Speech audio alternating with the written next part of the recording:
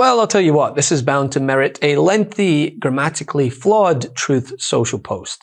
So we have the spectacle of my successor in the Oval Office making broad claims around certain drugs and autism that have been continuously disproved. And the degree to which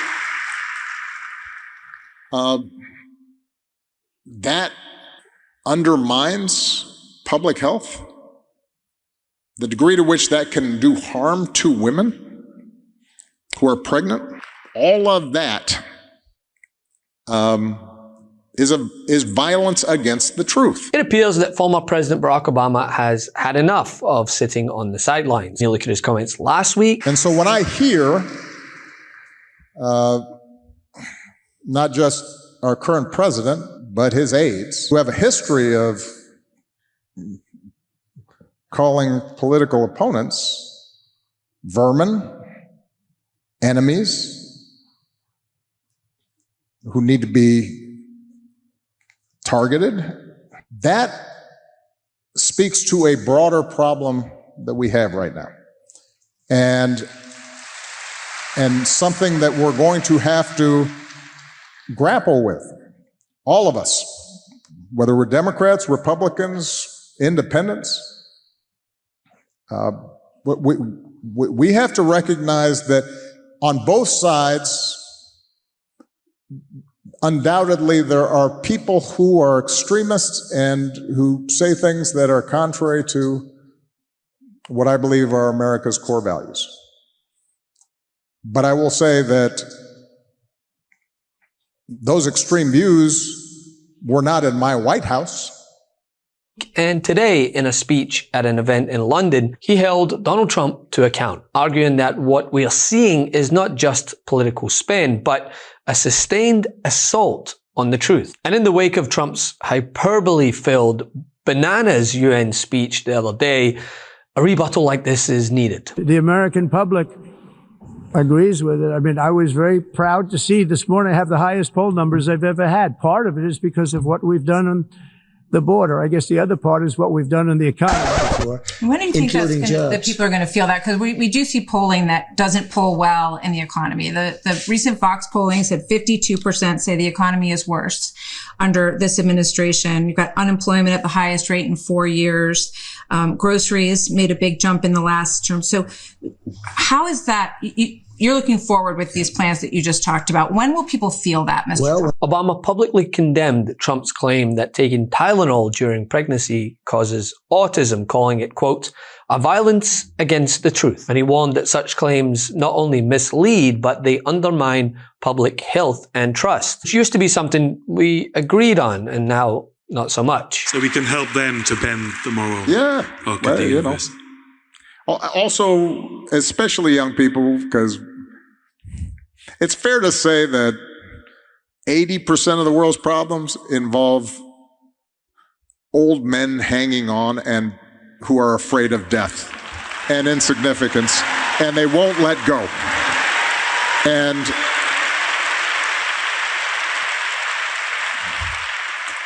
you know, they build pyramids and they put their names on everything, and they're very anxious about it. History is not short of those figures, sadly. Neither is the present. So we have the spectacle of my successor in the Oval Office making broad claims around certain drugs and autism that have been continuously disproved, and the degree to which that undermines public health, the degree to which that can do harm to women who are pregnant, the degree to which that creates anxiety for parents who do have children who are autistic, which, by the way, itself is subject to a spectrum, and a lot of what is being trumpeted as these massive increases actually have to do with a broadening of the criteria across that spectrum so that people can actually get services and help, not to, it's all of that is violence against the truth.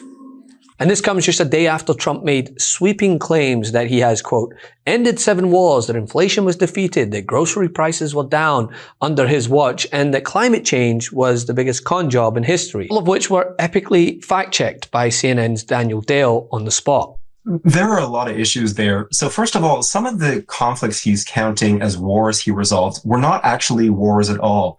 For example, Egypt and Ethiopia have argued over an Ethiopian dam project on the Blue Nile, but they were not in a raging war in which thousands of people were being killed.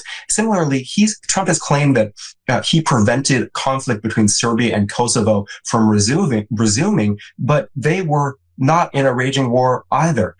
In addition, the conflict involving the Democratic Republic of Congo and neighboring Rwanda has not actually been resolved. We have good reporting from just a day ago talking about how hostilities have continued despite the peace deal that was signed under President Trump. And then in addition to that, India denies that President Trump was responsible for mediating its ceasefire, its truce with neighboring Pakistan. So a whole lot of issues with just that one claim. And Pamela, there were a whole bunch of other claims that were just out and out false. So I don't even have time to run through all of them. But on inflation, President Trump said that grocery prices are down during this presidency. They're up, and the pace of the increases is accelerating as the tariffs take effect. He has claimed that inflation has been defeated in general. No, inflation is also accelerating. It was 2.9% last month, up from 2.7%. He said that European electricity bills are high, which is true, but that ours are coming way down. No, in the U.S., they are increasing sharply, up 6.2% in August compared to a year prior. And there were a whole bunch of other topics. He claimed that he has secured $17 trillion in investment in the U.S. Well, just yesterday, his own White House press secretary said it was about $9 trillion in investment. So I don't know where the additional $8 trillion in a day has come from. And even that initial $9 trillion the press secretary claimed is highly dubious, counting a whole bunch of things that aren't actually spending, but rather are vague commitments from various countries. You and Kylie addressed the environmental claims. I just want to address one more. He claimed that China builds a lot of wind turbines and manufactures them for others, but refuses to use it itself, barely uses wind power. In fact, China is the world leader in the use of wind power. It is building additional wind power in China far faster than the pace at which the U.S. is building in the United States itself. So the idea that China is just, foisting this terrible source of energy on other countries while refusing to use it is a reversal of reality. But I want to say this, right? Are we really surprised that the president is waging a war on truth? This is the same man that was on record lying more than 30,000 times during his first term, wherein which, when faced with an unprecedented global pandemic, he would get in front of the American people and claim it would just go away like the flu, before rhyming off potential methods to combat COVID without the counsel of medical professionals. Supposing we hit the body with a tremendous, whether it's ultraviolet or just very powerful light. And I think you said that hasn't been checked, but you're going to test it. And then I said, supposing you brought the light inside the body, which you can do either through the skin or in some other way. And I think you said you're going to test that too. Sounds interesting. Right. And then I see the disinfectant where it knocks it out in 1 minute. And is there a way we can do something like that by injection inside or almost a cleaning? Because you see it gets on the lungs and it does a tremendous number of the lungs. So it'd be interesting to check that. So that you're going to have to use medical doctors with. But it sounds interesting to me. Yes, it's not surprising that this man is leading an administration overseeing violence against the truth, which puts people's health in jeopardy. I think it's impossible to listen to Donald Trump appearing on the international stage and not think this man is literally unhinged, irresponsible, bizarre, bonkers, ludicrous. I don't even know why his staff are allowing him to stand in front of a mic at this point. It was completely incoherent. And, I have many other, let's say, less polite even responses, but he's completely undermining U.S. authority on the global stage. He's undermining global peace. He's calling into question the purpose of the UN. He canceled UN funding.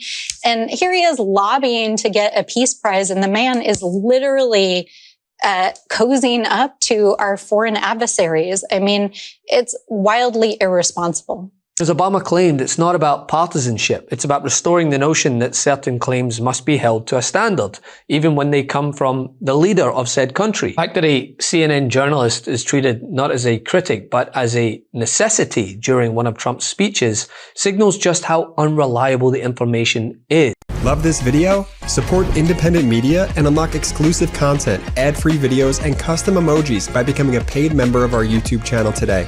You can also gift memberships to others. Let's keep growing together.